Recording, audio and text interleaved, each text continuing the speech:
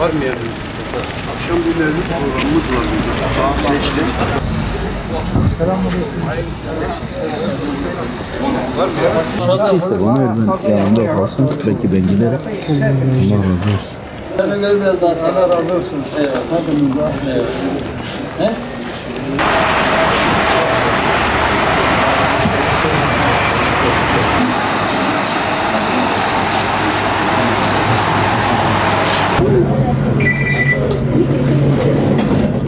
Yerini davranalım.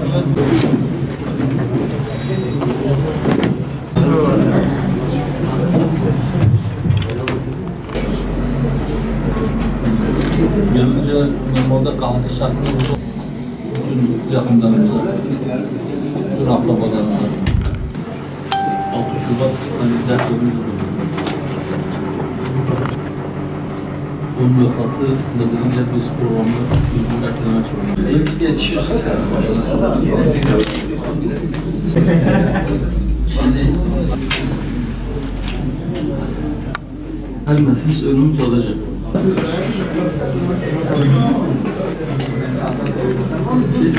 Toplu bir sevkiyat olur tabii ki.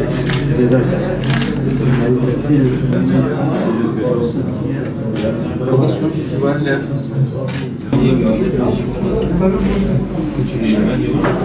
hani derler hani bir kavram. Hani bir rahatsızlık. Ben onu bilmiyorum. Kısa bir zaman, bir daha benzer acılar yaşamak için insan olmamış için. İnsan çok kaygı sebebi için neler yapmamız gerektiği konusunda belki en fazla yolda duracağımız durmamız gerektiği için her an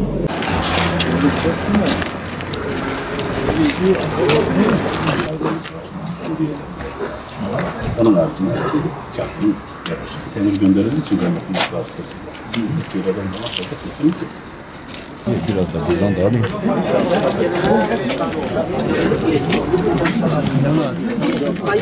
ailece. 3 kişi. 3 kişi. Yetiyor size. Allah bir daha böyle sıkıntılar yaşatmaz. İnşallah. Amin. Amin görmeyelim. Peki. Allah'a emanet. Hadi sağ olun. İyisiniz inşallah. Sağ olun, teşekkür ederim. Bir sıkıntınız var mı? Yok. Üşümeyesin böyle. Şimdi dışarıda. Çalışsın. Sıcak. Sana. Buyurun içeri. Sağ ol, teşekkür ederim. Ben halim arada baksana. Da bakar razı mısın? Berke mabrata kamera kapatsa düşkünler suna. O internet materne kor. Bilgin sıkıntı tabii. Şükür mortidan. Bırak orası. Ha idora. Sabah bir şey duydunuz, teyzeyi anladınız. İnternet normal çekincelerin kağıdı hepsinde olan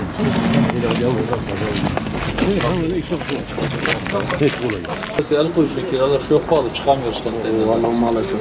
Aynen öyle. Yani şey uğraşıyoruz. Vallahi servis işiyle uğraşıyoruz. Serviste şu anda maalesef. Hocam merhaba. Tekrar geçmiş olsun. Maşallah amca diyor ama sen çalışıyor musun hala? Çalışmıyor. İş de yok. Verecekler daha yeni zaman. Yeni zam oldu işte. Onu ben daha almamışım. Aynı sektörde. Rabbim hayırlı şifalar versin. Evet.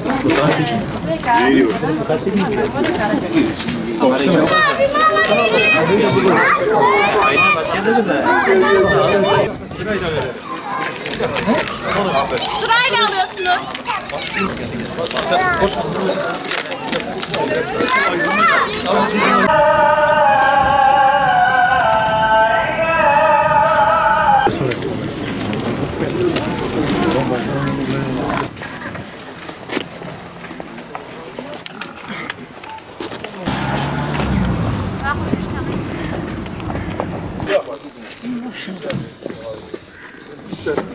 عما يتساءلون عن النبأ العظيم الذي هم فيه مختلفون كلا سيعلمون ثم كلا سيعلمون ألم نجعل الأرض مهادا والجبال أوتادا وخلقناكم أزواجا وجعلنا نومكم سباتا وجعلنا الليل لباسا الله أكبر بسم الله الرحمن الرحيم قل هو الله أحد الله الصمد لم يلد ولم يولد ولم يكن له كفوا أحد آمين.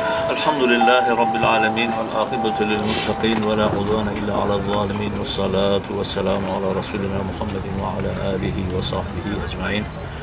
İlahi ya Rabbel Alemin okuduğumuz sure-i şeriflerden, İhlas-ı şeriflerden, Fatiha'dan ve diğer surelerden hasıl olan ecir ve sevabı evvelen bizzat Hazreti Kainat Hazreti Muhammed Mustafa sallallahu aleyhi ve selleme, onun âli ve ashabına, o günden bugüne dini İslam-ı Mübin'in bizlere ulaşmasında emeği geçen bir umum ulemaya, sulahaya, alime, inşallah şu hedaya ecir ve sevabını hediye ediyoruz, ruhlarını haberdar eyle.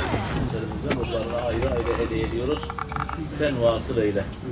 Amin. Yaşayan insanlar normalde sahip zamanlarda bir beklemişler. İbretli işte. Ölüm tarihi. Burada birkaç gün toplamda 53 bin üzerinde can kaybı. Rabbim bir daha böyle acılar yaşatmasın. Allah-u Teala şehit sevabı, şehit ecri, şehit makamı ihsan eylesin inşallah. Dilerim aynı zamanda belki bütün insanların bütün bölgelerden buralara akmasıyla aslında bir de asrın insanlığı, asrın yardımlaşması da o günlerde şahit olduğumuz bir şey değil. Acılar işte paylaşılarak küçülüyor ama gerçekten çok çok büyük bir acıydı. Ancak bu kadar büyük bir paylaşım da bunları hafifletme mümkün değil. Şimdi o henüz sarılamamış yaraları da bir an önce sarılması için elden gelen bütün çabayı ortaya koymak lazım. Allah cümlesine rahmet eylesin.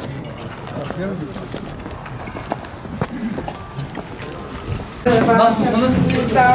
Allah kolaylık versin. Burası çalışanlarımızın. Mevcudumuz ne kadar? Esnaf odası konuşup buraya bir pazar kurdurma niyetimiz var. Birkaç marketimiz... Evet, bitirmişlerdi. O zamana göre sanki bir... Yine burası malumunuz bayağı puslu bir yer olduğu için çarşı... Deprem üzerinden bir yıl geçti. Öncelikle bu vesileyle bir kez daha depremde vefat eden bütün kardeşlerimize Allah'tan rahmet diliyorum. Rabbim bir daha böyle acılar yaşatmasın. Buraya gelmeden önce mezarlık ziyareti yaptık. Normal şartlarda belki 1 metre genişliğindeki bir yerde bir tek mezar bulunurken depremde vefat eden kardeşlerimiz ortalama olarak 1 metrelik bir genişliğe 3 kişi defnedilmiş vaziyette yan yana yatıyorlar. Binlerce insan aynı günde vefat etti. 50 bin üzerinde can kaybı yaşadık. Hala acısı yürekleri yakmaya devam ediyor. Biz de yıl dönümünde bunu vesile ederek buradaki kardeşlerimizi bir ziyaret etmek istedik.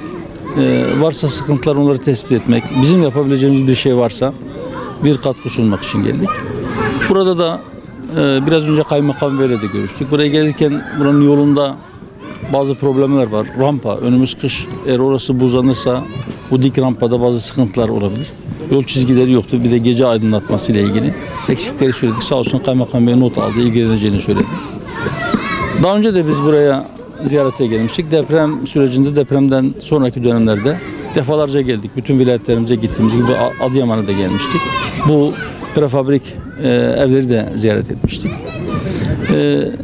Evet, asrın felaketini yaşadık ama aynı zamanda belki asrın insanlık örneği de o dönemde ortaya kondu. Milletçe iyi bir sınav verildiğini düşünüyorum. Vatandaşın beklentisi bir an önce kalıcı konutlara yerleşmek. Bir yıl içerisinde epey bir mesafe kat edildi fakat daha yapılması gereken işler var.